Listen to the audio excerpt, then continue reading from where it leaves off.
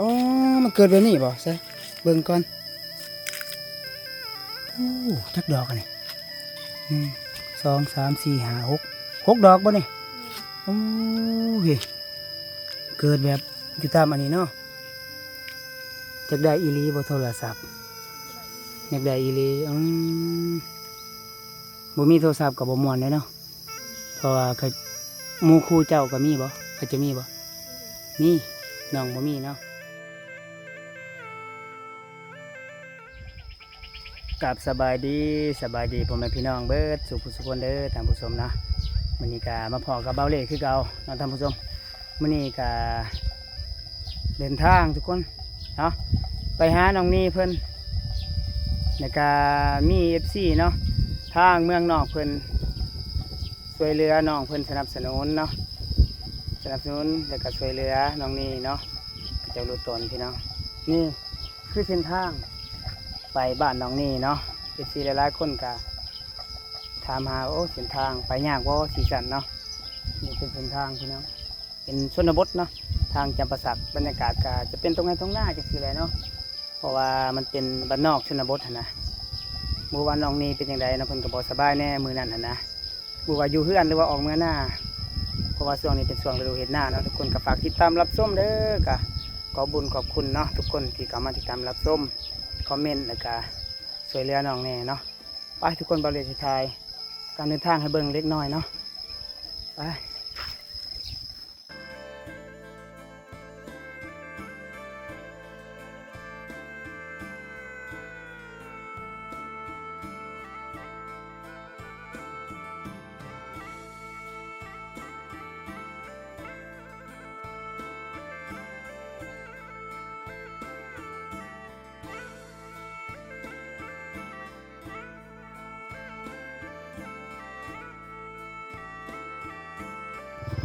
นี่แหละทุกคนเส้นทางเขาบ้านน้องนี่เนาะตอนนี้ก็ใกล้แล้วพี่น้องใกล้สิฮอดเนาะก็ฝนกับบริตกประมาณ2 มื้อแล้วมันก็อยากแห้งๆแน่ถ้าฝนตกอ้อยพี่น้องเลยอยากย่างแน่ทุกคนนี่นะส่วนไรเป็นตมเป็นหลุมนะ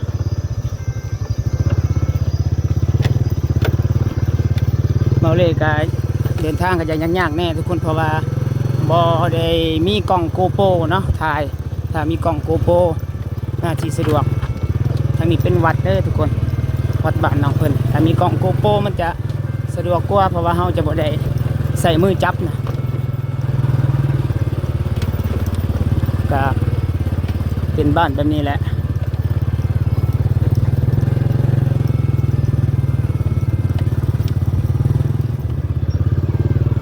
แต่ว่าเส้นทางในหมู่บ้านนี่กับเป็นยังเป็นตมอยู่เนาะ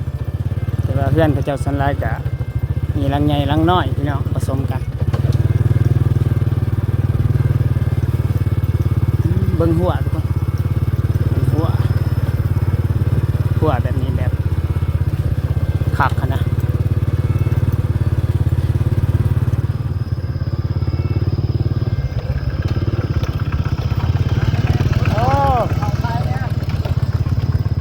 บ้านเพื่อนนี่ก็อยากใหญ่ๆแน่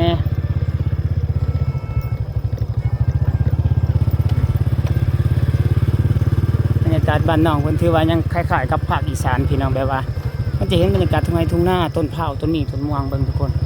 ก็ถือว่าม่วนเนาะแต่ว่าไผมักวิถีชีวิตหรือหมู่บ้านแบบนี้ชนบทพี่น้องเอาทุกคนตอนนี้เราก็เดินทางมาฮอดหน้าของน้องนี่เนาะน้องเพิ่นบ่ได้อยู่เฮือนซ้ำทุกคนเพิ่นออกมาหน้านี่ละเป็นบริเวณหน้าน้องเพิ่นมีแต่เสียงแมงอีเด้อคิดว่าน้องเพิ่นสิได้อยู่เฮือนนะมาถ่ายเบิ่งว่าเพิ่นเฮ็ดหยังแน่พี่น้องแต่ว่ายังทันไทยหน้าหุดพี่น้องนี่เพิ่นอีกมื้ออื่นสิได้เดินทางเข้าไปในเมืองตัวเมืองปากเซนะเพื่อไปหาเงินมาให้น้องนี่ช่วยเหลือเพิ่นเนาะตามที่ FC เพิ่นสนับสนุนพี่น้องก็ขอบคุณเด้อไปมาที่อยู่เที่ยงหน้าผลเบิ่งน้องคนดังนี่ก็เป็นเวลา1 โมง 2 โมงแล้วพี่น้องนะมาหาน้องนี้แล้วพี่น้องบรรยากาศ หน้าเพิ่นสบายดี ไปดี เดี๋ยวเป็นจะได้บ่สบายท่าแน่หรอบ่ ให้แน่แล้ว มื้อนั้นเจ็บตีนเนาะเป็นไข้แน่ แม่ มื้อนี้เพิ่นออกมาหน้ามาเฮ็ดหยังมื้อนี้ มาหาเฮ็ดมาเฮ็ดยังบ่ทันไทยหน้าหุดเนาะหน้าจ้ะเนาะ โมมีน้ำยังบ่มีน้ำเพิ่นยังบ่ทันไทยทุกคน เพราะว่าไทยก็อยากแข็งๆเด้อบ่มีน้ำเนาะมื้อนี้เพิ่นน้องเพิ่นไปหาเฮ็ดบ่ฮู้ว่าไปหาเฮ็ดอีสังจักแถวใดเฮ็ดหยังน้องไปหาเฮ็ดเพาะอีกบ่ เฮ็ดปัว เฮ็ดปวกแถวใดนี่ตามใดน้องไปหาแถวนี้เนาะเฮ็ดปวกออกบ่ แม่น เฮ็ดปวกออกพี่น้องนี่ตามตีนหน้าหัวหน้าน้องเพิ่นก็เสียงก็บ่อยากอันนั้นปานใดเด้อเพราะว่ามีแมงอันนี้ห้องแมงอียามนี้แมงอีห้องหลายๆเนาะหน้าน้องเพิ่นเมื่อยเนาะแต่ละมื้ออีตนเจ้าถ้ามี FC เพิ่นช่วยเหลือนี่ดีใจเนาะ แม่น ทุกคนน่าสิมีข่าวดีแล้วสำหรับน้องนี้น้องมี FC ทักหาอยู่อยากช่วยเหลือน้องเพิ่นน้องได้โปมใหม่แล้วบ่เดี๋ยวนี้ได้ระบบโปมยัง แม่น ยังบ่ทันได้โปมยังแบกน้ำคือเก่าอีกเนาะ แม่น เก่าปลาหาเฮ็ดเป็นนุ่งสินคือเก่าทุกคนไปจักบ่ฮู้ว่าสิมันอยู่บ่เอามาขายบ่น้องหรือว่ามื้อนี้หรือว่าเอาไปกิน เอาไปกิน เอาไปกินเนาะเฮ็ดเพาะนี่มันวิตอันนั้นมันเบิดแล้วบ่หรือว่ายังพอมีอยู่ ยังบ่มียังพอมีอยู่เนาะเพราะว่ากินแต่เฮ็ดเพาะก็เบื่อเนาะน้องเนาะเปลี่ยนแนวกินแนวไปหาแนวอื่นแน่ทุกคนไปเบิ่งเด้อว่าสิเป็นแนวใดผู้ว่าสิเป็นแนวใดสิได้หรือบ่เนาะไปหาเฮ็ดมื้อนี้ยังบ่ทันไถนะหุดซ้ำเดี๋ยวให้ FC มาไถสวยเพิ่นใหญ่เติบเนาะหน้าเจ้าเนาะน้องเนาะใหญ่แน่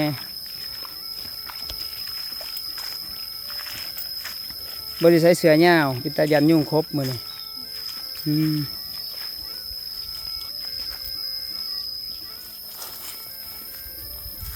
สองหาเห็ดน้องท่านนี่ส่วนร้ายนี่เห็ดนี่มันเกิดแบบเห็ดปวกมันเกิดตามอันนั้นตามแนวใดตามโพ้น โอ้ยแต่เงียบเนาะแถวนี้ อืม สิได้อยู่บ่กะว่า อืม แต่24ไปเบิ่งนำกันเนาะเพิ่นดุเลยพี่น้องขยันเลยเป็นอีกวิธีของน้องเพิ่นเนาะแต่ละมื้อหาอยู่หากินเดี๋ยวก็ฮอดดำให้ดำหน้าแล้วเดี๋ยวเบาเล็กก็สิได้ดำหน้าซอยเพิ่นยังบ่ได้เมื่อง่ายดอกบ่ฮู้ว่าน้องเพิ่นสิให้ดำซอยหรือบ่ให้อยู่บ่เบาเล็กดำซอย ดาว ดำโลดเนาะดำผู้เดียวเมื่อย ไป อันนี้เป็นน้ำหยังน้องน้ำผู้บ่หรือน้ำห้วยน้ำอีสังตัวนี้ น้ำผู้ โอ้คนนำลายแต่ผู้ทั้งเทิงเป็นบรรยากาศนอนผู้ว่าท่านเห็นสำเนาะตามแบบนี้แหละน้องว่ามันเกิดนะหาเห็ดปวกเพื่อให้มันกินสู่กับครัว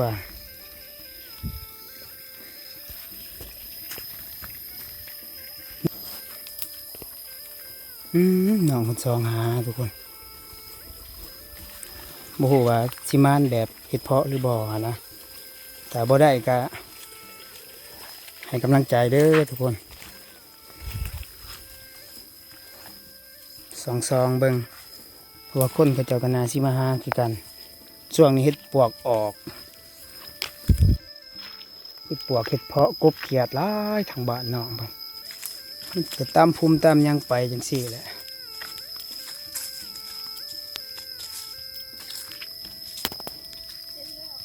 ฮะได้แล้วเห็นแล้วอ๋อมันเกิดแบบนี้บ่ใช่เบิ่งก่อนโอ้จักดอกอันนี้1 2 3 4 5 6ดอกบ่นี่โอ้ยเกิดแบบอยู่ตามอันนี้เนาะอันนี้น้องก็จะซื้อกันโลละเท่าไหร่เห็ดปวกอันนี้ 150,000กะ38 200ปลายเนาะโลละ150,000น้องบริหามาขายบ่ บ่ หามากินเนาะพ่อแม่น้องมื้อนี้เพิ่นไปไส มาหน้า ออกเมื่อหน้าเนาะ เมื่อหน้าคือกันน้องเพิ่นคือเมื่อหน้าอ้าวเอาเลยน้องเอาเลยเพิ่นถือกระบุงมาบอกใหญ่ๆสิได้เต็มบ่อืมดุเนาะเจ้าเนาะดุหลายโลละ150,000ก็บ่แพงปานใดเนาะเฮ็ดปวกหยังอันนี้น้องเขาเอ้ยเฮ็ดปวกน้ำผลหรือว่าเฮ็ดปวกตาบเฮ็ดปวกอีสังอันนี้ก็บ่ฮู้เด้ทุกคน บอกกับคน ปวกน้ำฝนอืมมานมีแมงอันนี้นำตาญาณทุกคนคล้ายๆกับเอเลี่ยนนะทางบ้านน้องเคยเอิ้นแมงหยัง แมงขี้เหยา แมงขี้หญ้า แมงกองขี้เหยา แมงกองขี้เหงื่อโอ้พี่น้องพี่ตาญาณนู้เอาปล่อยจะไปซะคล้ายกับเอเลี่ยนนั่นนี่ได้แล้ว5-6 ดอก ลองดมก่อนหอมเติบเลยเนี่ยเฮาเฮ็ดแนวใดน้องแบบว่ามันจังแซ่บนะทางบ้านเจ้า แกง แกงไปเรื่อยๆบัดนี้กะว่ายังสิได้อีกบ่ค่อยๆหาเนาะค่อยหาไปตามภูมิตามอีสังไปเลยทุกคนเพราะว่ามันก็เกิดตามแบบนี้แหละถ้าเขาเจ้าบ่มาหาก่อนเฮาก็ได้เนาะมานแล้ว6 ดอกน้องเพิ่นแบบเก่งเลยพี่น้องขยันนี่แหละเป็นบริเวณนาน้องเพิ่นเป็นแนวได้เพาะแล้ววะเพาะอีกแล้วเพาะเห็ด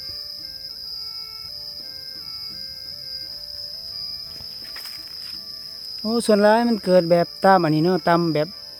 ใบไม้ปกเนาะมันเกิดแบบนี้ แมง โอ้ได้แล้วอยู่นี่7 ดอกเนาะบางยาได้6 ดอก ประมาณเจ็ดดอก ประมาณ7 ดอกได้แนวกินแล้วเดี๋ยวให้น้องเพิ่นแกงชูเย็บซี่ทางสหรัฐฝั่งไทยมาซิมเด้อน้องๆเนาะมันสิแซ่บหลายเขาเลยก็ยังทันเคยซิมซีมือน้องเพิ่นนะ แซ่บแน่นอน แซ่บแน่นอน เข้มบ่จักบ่เข้มหรอกเนาะแซ่บแน่นอนเพิ่นว่าอ๋อเดี๋ยวสิให้น้องเพิ่นหาเต็มกระตาพุ่นแหละก็ได้ขายแน่โลละ150,000ก็ประมาณ250 บาทประมาณนี้แหละบ่ฮู้ว่าเท่าใดบ่จักเนาะหาเบิ่งเนี่ยคดๆเคลียร์ๆเพราะมันเกิดตามใบไม้ใบตองอะนะขยันหลายทุกคน ขยันดุภาษาลาวจะว่าดุนี่ขยันทางภาษาไทยนี่ว่าดุนี่หายได้เนาะ แม่นว่าน้องหายนี่ดุแต่ภาษาทางภาษาลาวว่าดุนี่ขยัน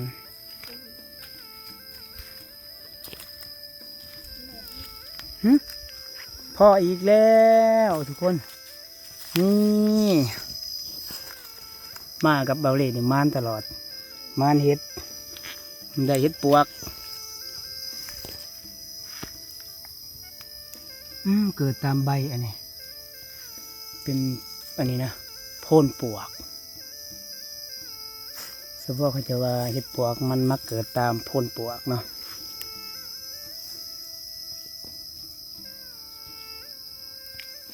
จากได้อีลีบนโทรศัพท์อยากได้อีลีบ่มีโทรศัพท์กับบ่ม่วนเลยเนาะเพราะว่าเขาหมู่คู่เจ้าก็มีบ่เขาจะมีบ่มีน้องบ่มีเนาะหาเห็ดเพาะก็บ่ได้ทุกคนได้ก็ซื้อกินเบิดแล้วน้องเพิ่นว่า หาเห็ดเพาะก็ได้แต่ซื้อกินมันบ่แพงอ่ะนะเนาะขอเบิ่งเนี่ยได้หลายแล้วบ่นี่พอได้เลยนี่จะน่าจะอิ่มเลยได้หลายกกหน่อไม้เนาะนี่เนาะจะปลูกว่าน้องหรือว่ามันเกิดเองหน่อไม้ต้นหน่อไม้อีสังอันนี้ก็จะเอง เราไม่ได้ดอก อันนี้บ่มีน้ำเนาะ แม่ วันมื้อนั้นน้องเพิ่นพาไปหาโอ้บุน้ำขูดขีดเทิงโยงอีกแต่อีต้นเพิ่นอยู่สู้ชีวิตเฮ็ดจะได้กินหน่อไม้มื้อนั้นสู่พ่อแม่เจ้ากินจะแกงเอาเนาะ มื้อนี้ก็มานแล้วได้เฮ็ดปวกหวัง2-3มื้อหลังน้องเพิ่นก็บ่สบายแน่เนาะเป็นไข้นี่บ่สบายก็เลยบ่เลยก็เลยบ่ได้มาหาเพิ่นแน่หั้นนะโอ้ก็คิดว่าอยากมาหาน้องเพิ่นอยู่นี่ได้เฮ็ดปวกแล้วฝากเมื่อสหรัฐพุ่นแหละ ทางเมืองนอกสิหาต่ออีกบ่หรือว่าพอแล้วหาต่อเนาะทำอะไรเต็มกระตาเลยอู้เสียงอีห้องม่วนเบิ่งสิถ่ายบรรยากาศหน้าเนาะบนไหนเบิ่งเด้อน้ำหน้าบ่พ่อนี่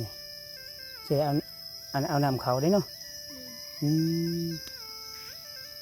คิดว่าน้องเพิ่นเลี้ยงปลาคัน FC เพิ่นช่วยเหลือเจ้านี่ซื้อลูกปลานี่ก็อยากปล่อยป่ะ ปล่อย ปล่อยเลี้ยงปลาสบายไว้ไว้กินแบบ FC มาเลินเนาะเป็นน้องเลยนี่น้องแท้ป่ะเป็นน้องแต่ว่ามันใส่น้ำอันนั้นน้ำพ่นนะทุกคนแต่ว่าน้องเพิ่นบ่ได้เลี้ยงปลาดอกเมื่อยนั่งพักก่อนพักหายใจโอ้ยโยมหน่อไม้ไหลดอบ่ไหลจังเลยมีน้ำเดี๋ยวมี FC สวยเหลือเจ้านี่น้องก็ได้ลินโทรศัพท์แล้วสู้ๆเด้องามเลยพี่น้องน้องเพิ่งงามแบบลูกสอดจีนเมื่อยปะเมื่อยเนาะเศร้าเมื่อยแล้วปะ เข้าแล้ว หมักเลยพี่น้องหมักกินเลยบ้านน้องคนแบบอุดมสมบูรณ์มีให้มีหน้ากบเขียดหน่อไม้เห็ดเพาะเห็ดปวกเห็ดดินเห็ดทานเห็ดละโงกทุกอย่างมีครบยังแต่คนมาไทยหน้าหุดน้องเพิ่นบ่ทันมีไทยซีมาไทยนี่น้องอยากได้มาจากคนหลายๆคนบ่จังแล้วไว้เอาน้องนี่ก็เคยบ่แบบว่าไทยหน้าหุดเคยอยู่ซอยพอบางเวลาบ่ก็จะไทยเป็นอาชีพเป็นหลักๆก็บ่ได้พี่น้องเพิ่นก็เป็นผู้หญิงนะน้องเคยเฮียนฮอดห้องได้เนาะ ผัดหอมมาเลย ม.1อ๋อม.1เอาบัดภาษาไทยนี่น้องฮู้บ่ พ่อหู อ๋ออันนี้แบบว่าทางภาษาไทยเขาว่าคอยหักเจ้าเขาว่าเนี่ยเลย ฉันรักเธอนะ แม่ ไปเศร้าเมื่อยแล้วเนาะไปหาต่ออีกทุกคนฮู้ว่ายังสิมันคือเก่าหรือบ่เนาะมื้อนี้น้องเพิ่นก็สดชื่นเลยยิ้มแย้มแจ่มใสน่าสิมี FC ช่วยเหลือเพิ่นให้ก็ฝากติดตามตอนต่อไปเด้อไปสิไปทางไหนเฮาหาเฮ็ดปวกต่ออีกหาไปเลยล่ะทุกคนไปเด้อซองเคลียตามภูมิตามหญ้าถ้าโชคบ่ดีก็พองูสิงนะว่าบ่ทันสุดค่ำพออีกแล้วนี่แหละเขาว่าคนดวงดีเขาปลากับพ่อเฮ็ดดวงบ่ดีนี่เขาปลากับพ่องูสิงน้องก็กินบ่สวงงูสิงหรือบ่ย่านบ่ย่านงู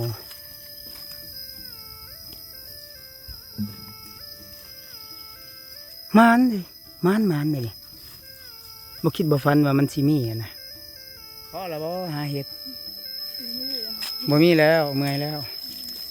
ฮะเพิ่นพาบ่ฮู้ว่าเก็บใบอีสังผักติ้วเพิ่นพามาเก็บใบไม้อีกบ่ฮู้สิเอาไปเฮ็ดหยังเอาไปเฮ็ดหยังเนาะ เอาไปแกงกับเห็ดปัว อ๋อ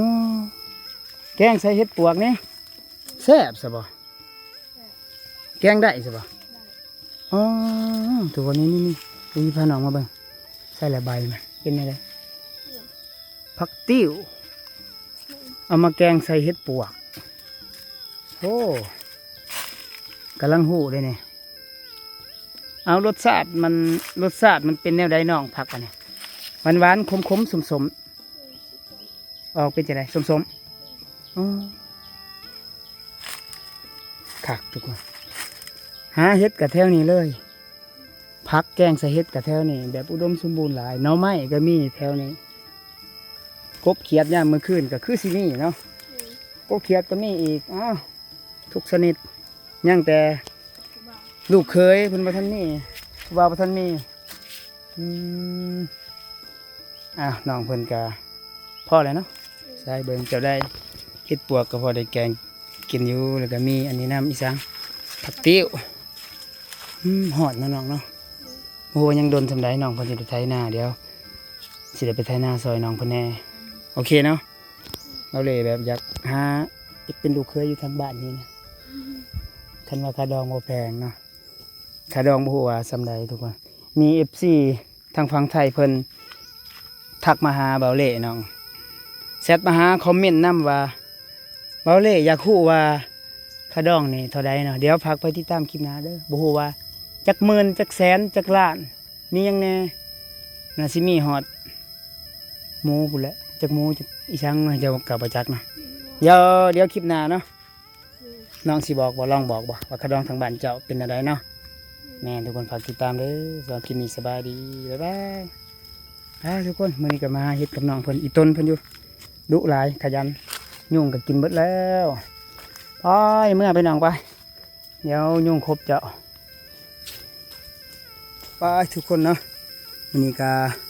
น้องนี่เพิ่นก็มาให้มาหน้านะก็เลยมาเฮ็ดปวกก็เลยได้มาติดตามรับภาย14เบิ่งเนาะก็มันอยู่ให้เฮ็ดปวกมื้อนี้นี่เป็นบรรยากาศภายทุ่งนาน้องไปบ๊ายบายไปทุกคนฝากติดตามเด้อให้กำลังใจน้องเนาะเดี๋ยวอยากช่วยเหลือเพิ่มเติมก็ติดต่อได้ทางเบาเหล่เด้อสำหรับคลิปนี้สบายดี